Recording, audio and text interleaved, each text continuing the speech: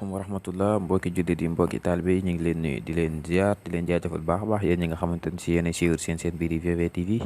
ñu am mbégte ak contentement ci si xaate yéen li nga xamante ni si mooy jotaay bi seen jàkkum technologique. tey jii nag ñu indiloon leen naka ngay sécuriser sa WhatsApp ba nga xamante ni si kenn du ko mën a pirate. ku ne xam na ni léegi façon pirate yi bëri na mais li ëpp si li nit ñi def mën nga see mucc tey nag loolu lan lay wan naka ngay def ba mën a mucc si loolu.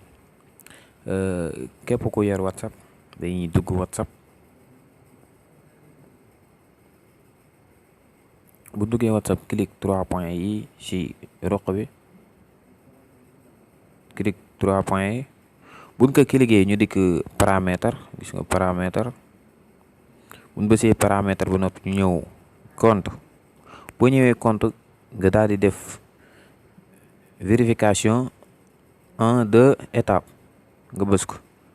ñaaneer gis nga vérification 1-2 étape nga bës ko boo ko bësee mu laaj la activer nga bës activer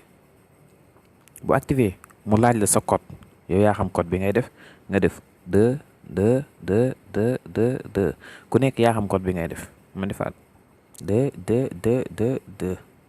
mais code bi 6 chiffres moom lay doon boo paree mu laaj la sa email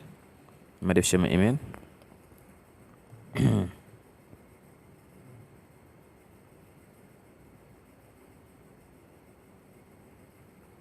defaat ko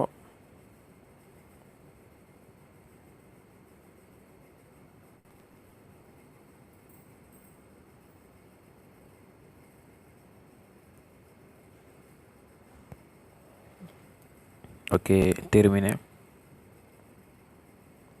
ok fi mu toll nii jàll na léegi adresse bi nga ci def moom mooy tax ëllëg boo amoon jafe-jafe code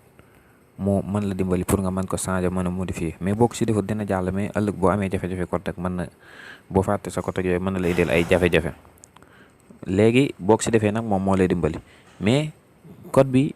képp kuy ubbeeti WhatsApp si sa numéro wala yow boo dee ubbeeti WhatsApp si numéro bi daf lay laaj code bi fekk xamoo code bi rek WhatsApp bi du mën a jàll en même temps tamit WhatsApp bi bu amee yenn problème wala mu gis benn pirate ñuy demande ak yooyu noonu dafay laaj code bi fekk kii pirate amu ko rek du mën a jàll kon yéen ñëpp sécuriser leen seen WhatsApp bi ba kenn du ko mën a pirate nii rek lan koy sécuriser yomb na trop parce que léegi pirate yi bëri na te nekk na loo xamante ni si ñu bëree bëri xam na nan lan koy defee mais boo defee nii rek di nga si mën a mucc kon ñu ngi leen jaajëfal di leen jox dig daje beneen yoon ci yeneen vidéo incha allah.